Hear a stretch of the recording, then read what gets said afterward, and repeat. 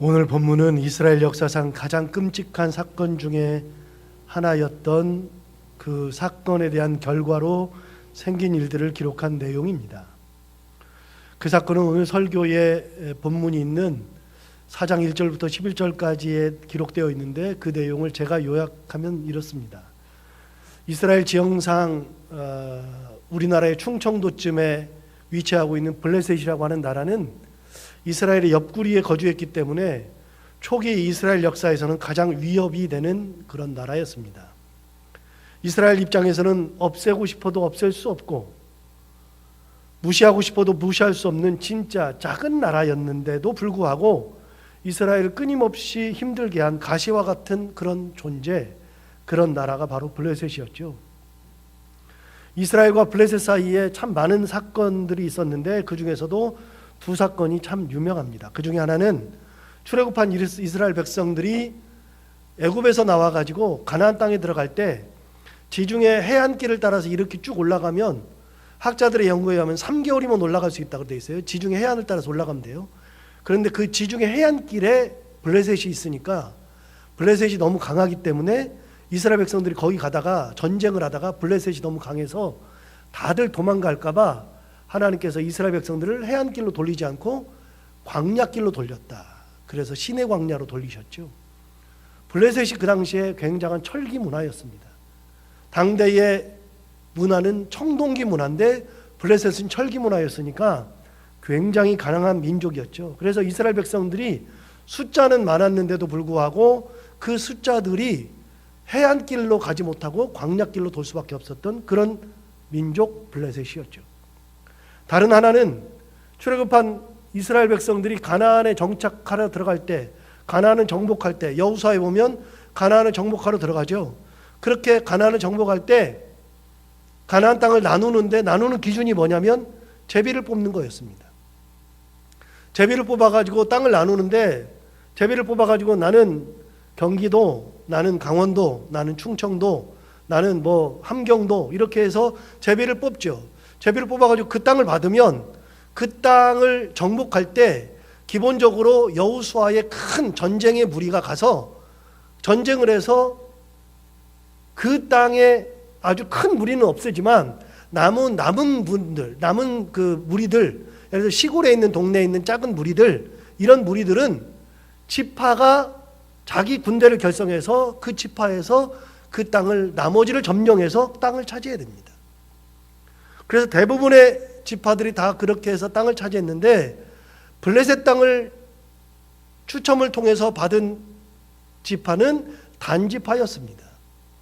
단 지파가 블레셋 땅을 받았는데 블레셋이라고 하는 나라가 워낙에 강한 나라니까 거기서 함께 살면서 부침을 당했습니다. 정복하지 못하고 부침을 당하니까 몇백 년이 흐르는 동안에도 블레셋이라고 하는 그 지역을 점령을 못해서 있다가 결국은 블레셋을 점령하지 못하고 자기들끼리 회의해가지고 여기는 도저히 점령이 안 되니 다른 땅으로 가자 그래가지고 자기가 하나님 앞에 제비 뽑아서 받은 땅에도 불구하고 그 땅을 뒤로 하고 자기들이 새로운 땅을 찾아서 떠났는데 그게 북쪽 끝에 있는 지역으로 갔는데 그 지역이 라이스라는 지역인데 그 라이스라고 하는 지역을 가서 봤더니 사람들이 온순하고 전쟁을 알지 못하고 이 사람들은 그냥 가가지고 점령하면 되겠어요. 그래서 단지파가 아래에 있던 이 충청도 지역에 있던 단지파가 저쪽 위에 함경도 쪽에 가서 자리를 잡죠. 그래서 라이스를 점령한 다음에 그 라이스라고 하는 지명을 바꿔요. 이름을 바꿔서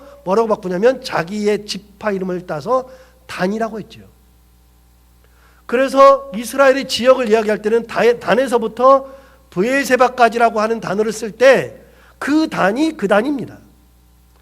북쪽 끝에 단, 원래는 단지파는 남서쪽인데 그런데 이쪽에서 옮겨가가지고 만든 지역 단. 그래서 단에서 브엘세바까지 할 때는요, 단 그러면 가슴이 좀 아픈 곳이 단이에요. 그 정도로 블레셋의 힘이 강했어요. 이스라엘 백성들이 블레셋과 전쟁을 하면 이기는 적이 거의 없어요. 계속 지죠. 여러분, 우리가 잘 아는 삼손이라고 하는 사람도 삼손이 싸웠던 사람이 단지파거든요. 삼손이 싸웠던 사람들이 블레셋 사람들이거든요. 그러니까 블레셋 사람들과 이길 수가 없었던 그런 거죠. 보너스로 하나를 더 얘기하면 블레셋이 얼마나 강했냐면 이스라엘의 초대 왕이었던 사울 왕이 누구한테 죽임을 당하냐면 블레셋과 전쟁하다가 죽습니다. 그만큼 강한 민족이 블레셋이죠. 그 블레셋과 전쟁이 붙었습니다. 여러분, 전쟁이 딱 붙으니까 이스라엘이 막긴 막아야 되겠고 어떻게 하느냐, 전쟁을 하러 가서 둘이 진을 치고서 딱 마주쳐서 전쟁을 했는데, 첫 번째 전쟁을 할 때 블레셋과 전쟁을 첫 판을 딱 붙었는데 붙자마자 4,000명이 죽었습니다. 이스라엘 군인들 4,000명이 죽으니까 그 모습을 지켜보던 장로들이 딱 생각해보니까 우리가 전쟁에 지네? 그러면 왜 졌을까를 생각하지 않겠어요? 왜 졌을까 생각해보니까 자기들의 그 판단은, 진 이유의 그 근거는 뭐냐면 우리가 무기가 없다, 전술이 잘못됐다, 그런 게 아니고요. 우리가 왜 졌느냐, 진 이유를 딱 생각해보니까 하나님의 언약궤를 가져오지 않았어. 법궤를 가져오지 않아서 우리가 졌다라고 생각을 했기 때문에 전쟁을 하려면, 이기려면 뭘 가져와야 돼요? 법궤를 가져와야죠. 언약궤를 가져와야죠. 그래서 언약궤를 가져옵니다. 멀리 실로에 있는 언약궤를 가져옵니다. 가져와가지고서 전쟁을 하려고 하는 거죠. 여러분, 하나 물어볼게요. 법궤를 가져오면 이겨요? 지금 우리가 생각하면 웃긴다고 생각하지요? 당대는 안 그랬습니다. 당대는 법궤를 가져오면, 법궤는 하나님이 머무시는 곳이라고 생각했기 때문에 법궤를 가져오면 이긴다고 당대의 믿음이 그랬습니다. 그러니까 지금의 기준으로는 말도 안 돼 그러지만 실제로는 그러지 않았습니다. 여러분, 지금도 잘못된 것 중에 하나, 진짜 몇몇 분, 제가 이렇게 가끔 성도들하고 차를 타고 다닐 때 차 사고 나는 얘기를 해요. 막 차가 이렇게 안 좋고 그러면 차 사고 나는 얘기를 해요. 그러면 가끔 농담 반 진담 반으로 꼭 그래요. 뭐라고 하냐면, 에이, 목사님 타고 계시는데 차 사고 나겠어, 이렇게 말씀하시는 분이 있어요. 그런 적 있잖아요. 그러기도 하잖아요. 그럼 이게 제가 농담 반이라는 것도 알아요. 그러나 진담 반도 들어있다는 것도 알아요. 그러면 여러분, 목사가 타고 있으면 차 사고 안 나요? 그동안 차 사고 나서 돌아가신 목사님들은 뭐예요 그러면? 말도 안 되는 얘기예요. 이게 진짜 말도 안 되는 거죠. 근데 우리는 진담 반은 가지고 있거든요. 그런 것과 똑같은 거예요. 여러분, 우리 이스라엘 사람들 당시의 믿음으로는요, 법궤가 들어오면 하나님이 들어오신다고 생각했기 때문에 법궤를 모셔오면 전쟁에서 이긴다고 생각을 했어요. 그래서 멀리 실로까지 가서 법궤를 모셔와요. 여러분, 법궤가 들어옵니다. 법궤가 막 전쟁터로 들어오니까 이스라엘 사람들의 생각에는 이제 이 전쟁은 우리가 이겼어요. 당대에는, 구약시대에는 전쟁은 사람과 사람, 국가와 국가가 전쟁하는 것이 아니라 누구의 전쟁이죠? 신들의 전쟁이잖아요.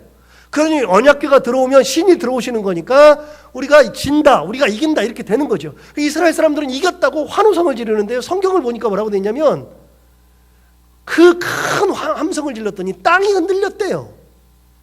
아니, 나와요. 지금 아까 지금 있는 게 4장 말씀을 제가 하는 거예요. 1절부터 11절 말씀을 요약해서 말씀드리는 거니까요. 여러분, 땅이 흔들릴 정도로 함성을 질렀어요. 사기가 충천해 있죠. 근데 반대로 블레셋 진영에서는 난리가 난 겁니다. 저기 신이 들어왔으니 우리는 졌다, 두려워서 떨었습니다. 그러면서 이 사람들 뭐라 하냐면, 화로다, 우리가 졌다, 화가 임했다라고 블레셋 사람들이 얘기했습니다. 여러분, 모든 사람들이 생각할 때 이 전쟁은 이스라엘 사람들이 이기고 블레셋이 지는 겁니다.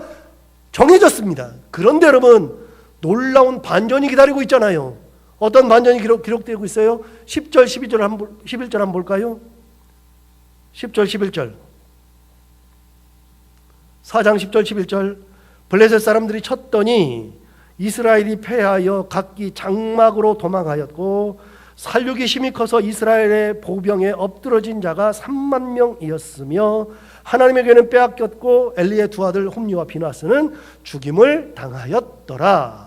여러분, 이 전쟁은 분명히 이스라엘이 이긴다고 생각했는데, 여러분, 막상 전쟁을 하고 나니까 어떤 일이 되느냐, 이스라엘이 패하여 각기 장막으로 도망하겠다. 막 도망하기 시작했어요. 살육이 심히 커가지고서 몇 명이 이스라엘 사람들이 죽었느냐? 3만 명 죽었답니다. 여기 3만 명. 그리고 11절에 가면 하나님의 궤를, 그 언약궤, 법궤를 빼앗겼습니다.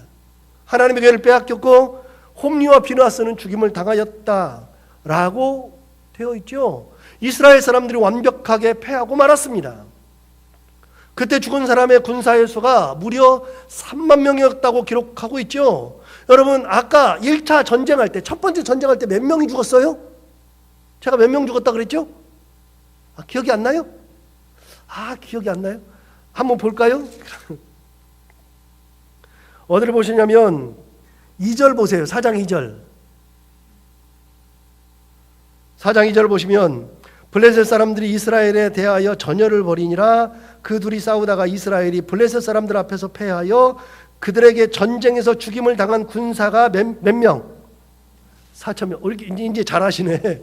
이게 성경을 읽어야 되는 거군요. 제가 그냥 설명하면 안 되는 거군요, 이게. 직접 눈으로 봐야지 딱 아니까. 여러분, 1차 전쟁할 때 몇 명 죽었어요? 4,000명. 그래서 이 전쟁은 이겨야 되는데 왜 졌다고 생각했느냐? 언약궤가 없어서 졌다고 생각했어. 언약궤를 모시고 왔어. 그럼 이겨야 된다고 생각했는데 언약궤를 모시고 전쟁인데 몇 만이 죽었어요? 3만 명 죽었어. 어떻게 된 거예요? 언약궤가 들어왔는데 1차 전쟁할 때 4,000명보다도 7배가 넘는 7.5배나 되는 3만 명이 죽임을 당했습니다. 말이 안 되는 일이 일어났습니다. 그리고 더한 거는요, 법궤를 빼앗겼습니다. 언약궤를 빼앗기고 말았죠. 여러분, 언약궤가 무엇입니까? 법궤가 무엇입니까? 법궤는 하나님의 물건 3개가 들어있습니다. 그 안에는 하나는 십계명이 들어있고, 하나는 만나가 들어있고, 하나는 모세가 가지고, 아론이 가지고 있었던 아론의 지팡이가 들어있는데, 그 지팡이는 뭐냐? 지팡이 12개를 지파별로 다 가져다 놓고, 지팡이 그러면 나무에서 잘라가지고, 뿌리가 없으니까 잘라가지고 그 껍질을 다 벗겨가지고서 만든 것이 지팡이니까 지팡이는 싹이 날 리가 없잖아요. 그런데 아론이 가지고 있었던 그 지팡이는 싹이 났습니다. 하나님께서 간섭해서 싹이 났는데, 여러분, 만약에 지팡이에 새 생명이 돋더라도 뿌리가 다시 나가지고 물을 빨아들이고 그래가지고 나무가 다시 살아나서 지팡이에 싹이 나도 여러분 하루 만에 나요 못 나요? 밤새 나요 못 나요? 안 되잖아요. 그런데 여러분, 아론의 지팡이는 싹이 났는데 하루 사이에 밤새 싹이 났습니다. 사람이 한 것이 아니라 하나님이 하신 거잖아요. 만나는 누가 주셨습니까? 하나님이 주신 겁니다. 만나는 딱 40년만 먹었습니다. 우리는 만나를 얘기하지만 만나를 본 적이 없습니다. 구약 성경인 시편에 의하면 만나를 뭐라 그러냐면 하늘의 양식이라고 했습니다. 하나님 거라 그랬습니다. 하늘의 양식을 우리가 인간이 먹었다라고 되어 있는 게 만납니다. 하나님 겁니다. 십계명을 받았습니다. 십계명은 누가 주신 겁니까?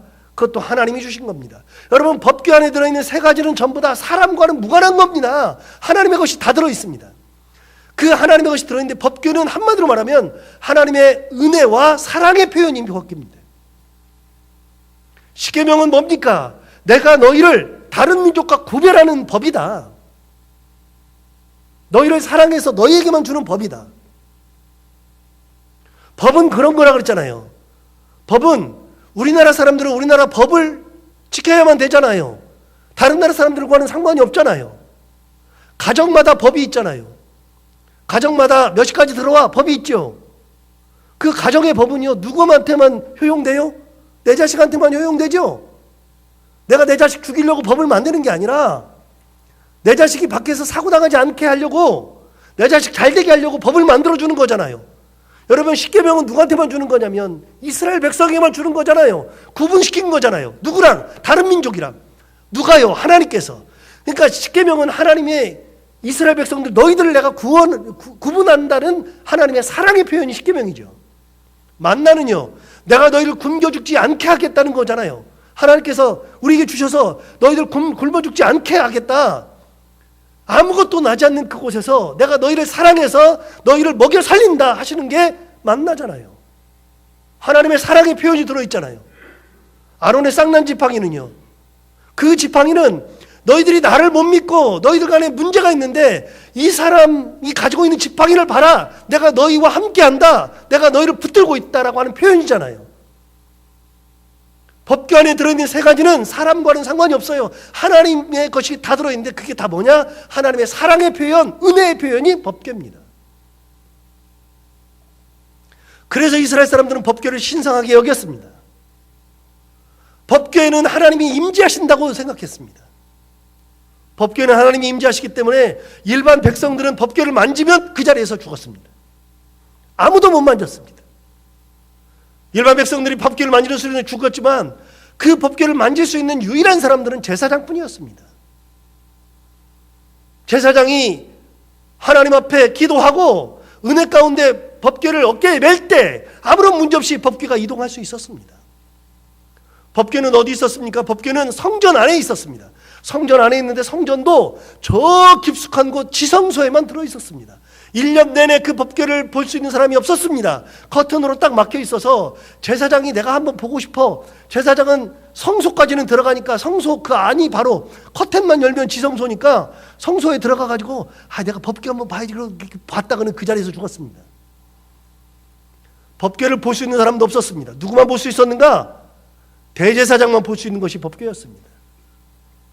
여러분, 법궤는 굉장히 신성한 것이죠. 하나님의 것이죠. 그렇게 신성한 것을 빼앗겼습니다. 제사장의 입장에서는요, 제사장은 이 법궤를 모시고 살 때 여러분 자기 생명보다 귀한 것이 법궤입니다. 내가 죽여도 지켜야 되는 것이 법궤죠. 제사장들 10명이 죽어도 지켜야 되는 것이 법궤죠. 이스라엘 백성들에게도 소중하지만 제사장들에게는 무엇보다도 소중한 것이 법궤입니다. 제사장들이 다 죽어 없어져도 지켜야 되는 것이 법궤입니다. 언약궤죠. 그런데 여러분, 그 법궤를 빼앗겼습니다. 법궤만 가면 이긴다고 생각했는데 그 법궤를 빼앗겼습니다. 그리고 그곳에서 엘리의 두 아들인 홈리와 비나하스가 죽임을 당했습니다. 여러분, 11절 다시 볼까요? 11절에 이렇게 되어 있어요. 하나님의 궤는 빼앗겼고 엘리의 두 아들 홈리와 비나하스는 죽임을 당하였더라. 홈리와 비나하스도 제사장이에요. 4절 한번 보세요. 4절. 4절을 보시면 이에 백성이 실로에 사람을 보내어 그를 그룹 가운데에 계신 만군의 여호와의 언약궤를 거기서 가져왔고 엘리의 두 아들 홈리와 비나하스는 하나님의 언약궤와 함께 거기에 있었더라. 홈리와 비나하스가 제사장이니까 법궤를 메고 온 거예요. 그런데 거기서 죽임을 당했습니다. 여러분, 어떻게 된 겁니까? 법궤가 들어왔으면 이겨야죠. 법궤가 있었으니까 승리하고 좋은 일이 있어야죠. 그런데 여러분, 많은 사람이 죽었습니다. 4,000명이 아니라 3만 명이 죽임을 당하고 법궤는 빼앗기고 엘리의 두 아들마저도 죽임을 당했습니다. 왜 이런 일이 일어났을까요? 성경은 그 이유에 대해서 침묵하고 있으므로 정확한 이유는 알 수 없으나 분명한 사실 하나는 법궤가 이스라엘의 승리를 보장해 주지 않는다는 거예요. 법궤가 이스라엘 백성들을 승리하게 하고 법궤가 이스라엘 사람들을 영화롭게 하는 것이 아니라 법궤가 아니라 하나님이 계셔야 승리하고 하나님이 계셔야 그 가정이 은혜를 받고 그 공동체가 살아갈 수 있다는 겁니다. 법궤랑은 무관한 겁니다. 아무 상관이 없습니다. 법궤는 신주단지가 모시듯이 하면 안 됩니다. 의미가 없습니다. 교회를 아무리 잘 지어놔도 교회가 하나님의 은혜를 담보하지 않습니다. 아무리 많은 사람이 모여도 하나님이 계시지 않으면 그 교회는 의미가 없습니다. 여러분, 천막을 짓고 있어도 아니면 천막마저도 지을 수 있는 돈이 없어서 한강에 나가서 두세 사람이 모여서 예배를 드려도 하나님이 거기 계셔야만 은혜가 임하는 겁니다. 건물이 하나님의 은혜를 담보하지 않습니다. 사람이 하나님의 은혜를 담보하지 않습니다. 하나님이 계셔야 은혜가 임하는 거죠. 여러분, 전쟁에서 패했으면 법궤를 모셔오는 대신에 하나님의 은혜를 간구해야만 합니다. 하나님, 우리가 전쟁에서 졌습니다. 하나님, 우리가 뭘 잘못했나요? 하나님, 어떻게 해야 할까요? 하나님, 이겨야 되는데 어떻게 해야만 합니까? 라고 물어봐야죠. 하나님한테 묻는 것이 없이 법궤만 가져온다 그래서 되는 거냐? 안 된다는 겁니다. 하나님이 계시지도 않는데, 하나님이 말씀하시지도 않았는데 그것이 진리인 양 생각하고 사는 것 의미가 없습니다. 우리 교회의 유치부 아이 중에 제가 금요일 날 우리 권사님한테 들으니까 저도 충격적인 소식을 들었지만 우리 교회 다니는 유치부 아이 중에 에스더라는 아이가 있는데 외국에서 살다 와가지고 이제 겨우 1년 정도 한국에 이제 정착하고 삽니다. 금요일 저녁이 되었을 때 그 아이에 대해서 유튜브에 권사님이 말씀해 주시는데, 열이 나서 병원에 입원했는데 일주일째 열이 떨어지지 않는다는 거예요. 좀 제가 일찍 알았으면 이렇게 전화도 하고 뭐 어떻게도 해봤을 텐데, 기도도 하고 있었을 텐데 그때 알았어요. 요즘은 여러분 병원을 가도 병원에 면회가 안 됩니다. 신종 코로나 바이러스 때문에 병원 자체가 면회를 받아주질 않습니다. 저는 그 소리를 듣자마자 빨리 달려가서 아이의 머리에 손 얹고 기도하고 싶은데, 진짜 그 어린아이가 얼마나 힘들까, 엄마가 얼마나 힘들까. 그래서 제가 병원에 달려가서 머리에 손 얹고 간절히 기도하고 싶은데 그러지 못하니 그냥 기도할 수밖에 그런데 그 엄마는 저희 교회에 등록은 안 했고, 그 아이는 아동부에 하나 있고 유치부에 하나 있고, 그래서 제가 전화번호도 없고 어떡하나 하다가 집에 갔는데 제 아내가 통화를 하고 나오는데 그 엄마랑 통화를 하고 나왔어요. 어떻게 당신 전화번호 가지고 있냐 그랬더니 옛날에 하나 받아둔 게 있대요. 그래서 통화하고 나왔길래 제가 통화 좀 해봐라 그래가지고 통화를 했어요. 했더니 엄마가 반 죽어가는 목소리로 아이가 들어왔는데 일주일째 열이 떨어지지 않는답니다. 열이 떨어지지 않아가지고서 이거 어떻게 해야 되나, 병원을 옮겨야 되나, 안 되니까. 그러면서 엄마가 그렇게 얘기하는데 제가 마음이 너무 안 좋아요. 그래서 제가 신방을 갈 수가 없으니 가봐야 되지도 않으니 저는 기도하고 있겠습니다.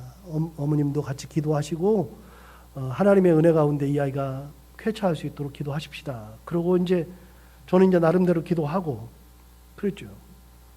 오늘 아침이 돼서 아까 제가 우리 문전사님한테, 유치부 전사님한테 빨리 한번 전화해봐라, 어떻게 됐나 전화를 해요. 근데 좀 이따가 저한테 전화가 와서는 목사님 아이 열이 떨어졌답니다. 그래서 너무 감사한 거예요. 그래서 전화번호 좀 줘봐라 그래서 제가 전화번호 받아가지고 제가 직접 전화를 했어요. 그랬더니 그 엄마가 너무 고맙다고, 목사님 감사합니다 그러면서 아이가 어제 저녁부터 열이 떨어졌는데, 제가 그래서 그랬어요. 애는 열 떨어지면 괜찮아집니다. 애는 열만 떨어지면 그러면 언제 아팠냐는 듯이 괜찮아질 거다 그랬더니 진짜 그렇대요. 그래서 혹시 아이 약 먹냐 그랬더니 해열제는 안 먹고요, 항생제만 먹는데요. 해열제는 아직 안 주고 이틀 정도 경과가 되면 괜찮아지면 퇴원한다 그래요. 그래서 엄마가 너무 감사하다고 그러면서 목사님 기도해 주셔서 감사합니다 그러면서 마지막 뭐라 하냐면 목사님 주일 잘 지내세요 저한테. 제가 얼마나 감사한지. 여러분 안 되는 것들이 너무 많아요. 하나님의 은혜 주시지 않으면 안 되는 것들이 진짜 많아요. 은혜가 있어야 돼. 우리 삶에 하나님의 은혜가 있어야지. 은혜 없이 다른 거를 다 가지고 있어 봐야 안 돼요. 진짜 아무것도 안 돼요. 다른 거를 다 갖다 뒤밀어도 안 되는 거예요. 하나님이 같이 계셔야죠. 그래서 시편 3편 4절부터 6절까지는 이렇게 말합니다. 제가 읽어보겠습니다. 시편 3편 4절부터 6절. 내가 나의 목소리로 여호와께 부르짖으니 그의 성산에서 응답하시는도다. 내가 누워 자고 깨었으니 여호와께서 나를 붙드심이로다. 그러면서 뭐라 그러냐면 천만인이 나를 에워싸 진친다 하여도 나는 두려워하지 아니하리로다. 천만 명이 나를 에워싸도 두려울 필요가 없다는 거예요. 하나님께서 나를 붙들어 주시니까. 시편 91편 4절부터 7절 말씀은 이렇게 말합니다. 그가 너를 그의 깃으로 덮으시리니 내가 그의 날개 아래에 피하리로다. 그의 진실함은 방패와 손방패가 되시나니 너는 밤에 찾아오는 공포와 낮에 날아드는 화살과 어두울 때 퍼지는 전염병과 밝을 때 닥쳐오는 재앙을 두려워하지 아니하리로다. 1000명이 내 왼쪽에서 10,000명이 내 오른쪽에서 엎드러지나 이 재앙이 내게 가까이 하지 못하리로다. 하나님의 은혜의 손으로 붙들어 주시면 10,000,000명이 옆에 있어도, 옆에서 쓰러져도 괜찮다는 겁니다. 여러분 다윗이 그랬습니다. 다윗이 어떻게 했냐면 평생 동안 다윗은 전쟁에서 져본 적이 없는 사람입니다. 그 많은 사람들이 죽어가는 그 전쟁터에서 단 한 번도 상처를 입어본 적이 없는 사람이 다윗입니다. 백전백승 역사상 백전백승한 사람 다윗 1번 꼽습니다. 전쟁의 신입니다. 그 다윗이 죽을 때 했던 얘기가 뭐냐? 하나님을 자기가 고백할 때 하나님은 나의 방패다, 요새다, 나의 힘이시다. 다른 얘기를 안 합니다. 하나님이 나의 모든 것 되시는데 그 중에 뭐냐? 방패 되시고 요새 되시고 힘 되신다. 여러분, 제가 이런 설교를 몇 번 했기 때문에 무슨 말인지 다 알잖아요. 하나님께서 은혜로 지켜주시는 거죠. 다윗이 언제 전쟁 나갈 때 법궤를 가지고 나간 적이 있습니까? 다윗이 전쟁 나갈 때에는요, 하나님의 은혜 가운데 나갔습니다. 시편에는 다윗의 기도가 참 많이 나오는데, 다윗의 기도가 참 많이 나오는 그것을 보면 하나부터 열까지 전쟁터에서도 하나님을 기억했습니다. 하나님의 은혜가 그를 따라다녔습니다. 그러니까 되는 거예요. 그러니까 되는 거라고. 여러분, 엘리가 얼마나 웃기냐면요, 엘리가 진짜 대단한 사람이에요. 여러분 17절 한번 봐요. 17절. 엘리가 이제 소식을 들어요. 아들 죽었다는 소식, 법궤를 빼앗겼다는 소식. 자, 17절 볼까요?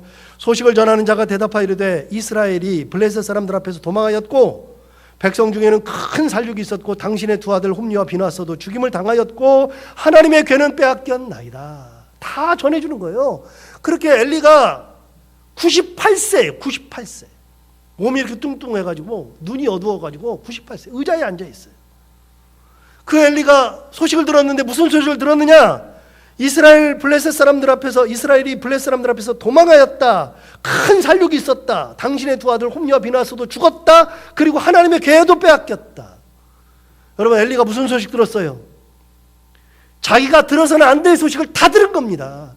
엘리는 사사였습니다. 사사는 당대로 말하면 왕이었습니다. 왕인데 내 군사가 살육을 당했습니다. 3만 명이 죽었습니다. 살육당했습니다. 엘리는 제사장이었습니다. 자기 목숨보다 귀한 법궤를 빼앗겼습니다. 엘리는 아버지였습니다. 아버지인 엘리가 자기 두 아들이 전쟁터에서 죽임을 당했습니다. 내 생명보다 귀한 아이들이. 여러분, 왕으로서 듣지 않아야 되는 소식, 사사로서, 그 다음에 아버지로서 듣지 않아야 되는 소식, 제사장으로서 듣지 않아야 되는 소식을 다 들었습니다. 그것도 98세예요. 여러분 18절 보세요.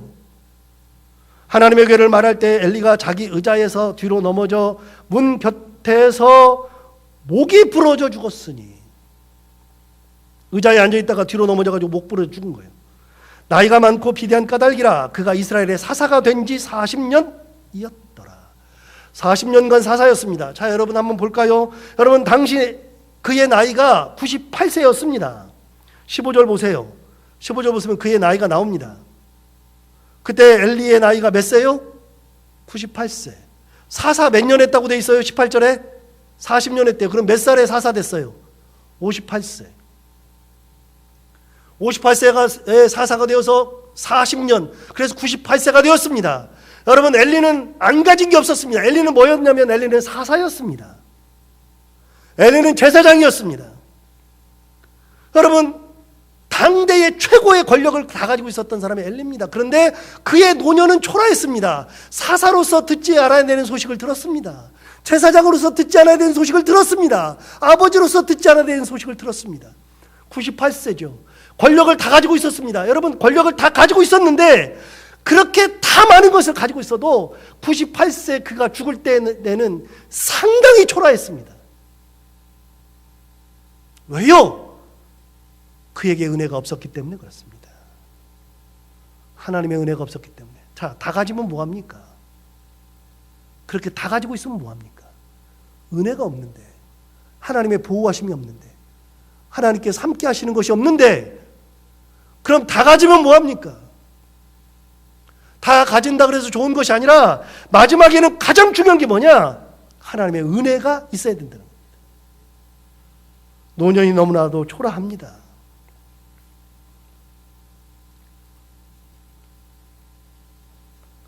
그가 가지고 있던 모든 것들이 다 무의미했죠.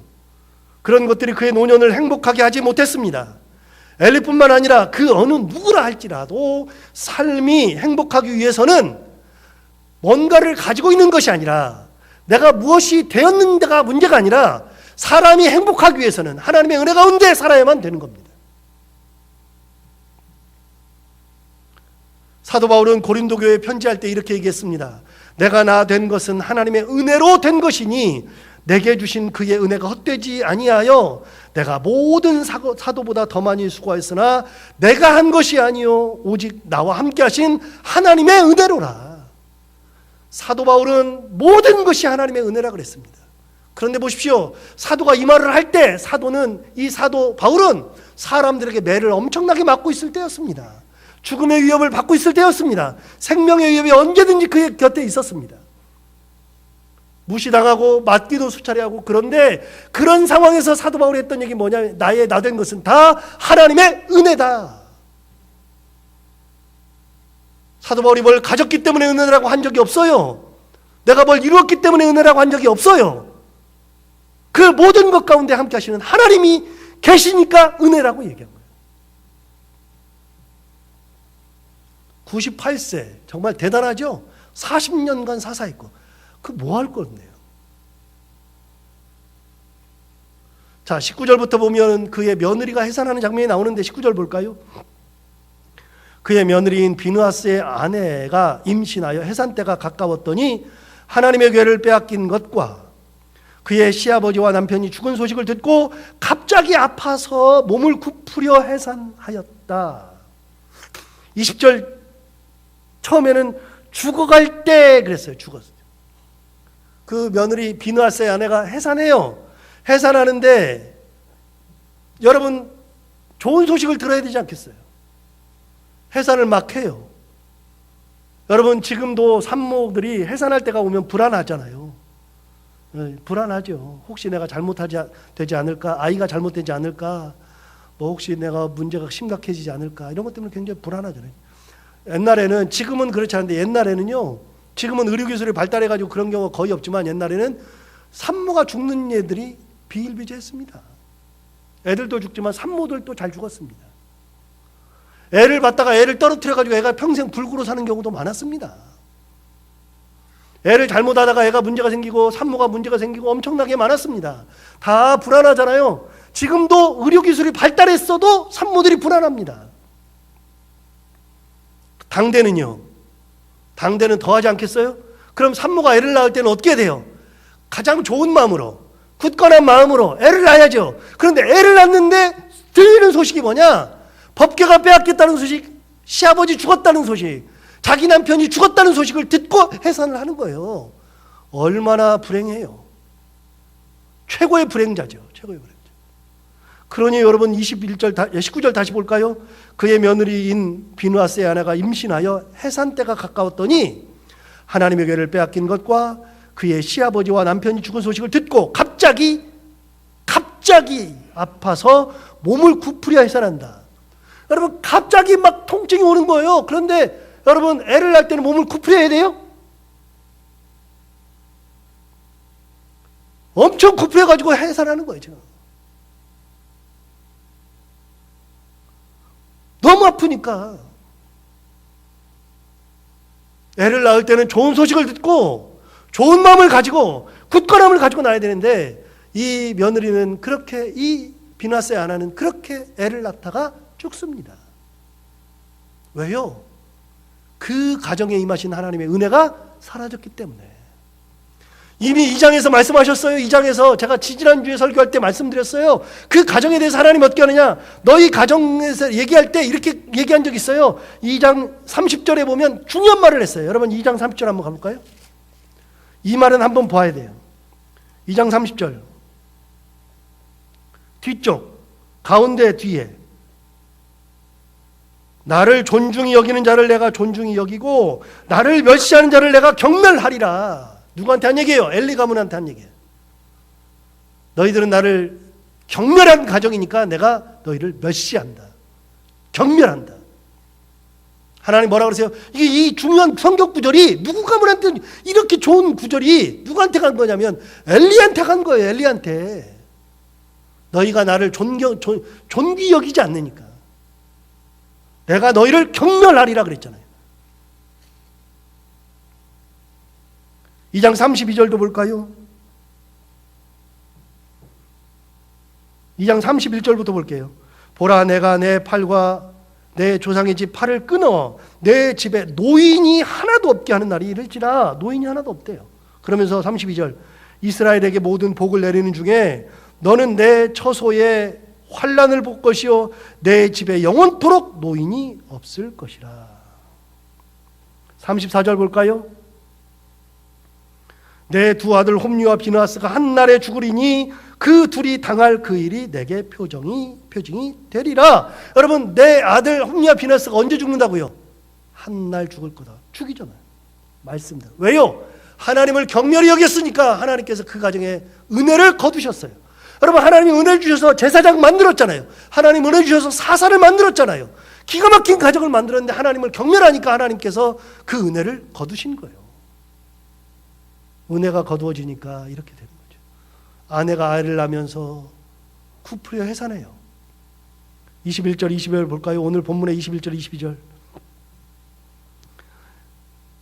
이르기를 영광이 이스라엘에서 떠났다 하고 그 아이 이름을 이가봇 이라 하였으니 하나님의 괴가 빼앗겼고 그의 시아버지와 남편이 죽었기 때문이며, 또 이르기를 하나님의 괴를 빼앗겼으므로 영광이 이스라엘에서 떠났다 하였더라. 아이를 낳으면서 아이 이름을 남겼어요. 아이 이름이 뭐라고요? 이가봇. 제가 일부러 그렇게 읽었어요. 이가봇이라고 안 읽고 이가봇 이렇게 읽었죠. 원래는 이카보드예요. 카보드. 거기 밑에 보면 설명이 나와요. 거기 이가봇이라고 해놓고서 1번 해놓고 1번 밑에 가보면 영광이 없다함 이렇게 돼 있거든요. 여러분, 카보드가 뭐냐면 영광이고요, 이라고 하는 것은 떠났다, 없다 그런 말이에요. 애 이름을 뭐라고 지었어요? 하나님의 영광이 떠났다. 우리 가정은 끝났다. 여러분, 은혜가 사라지면 이래요. 은혜 가운데 있어야죠.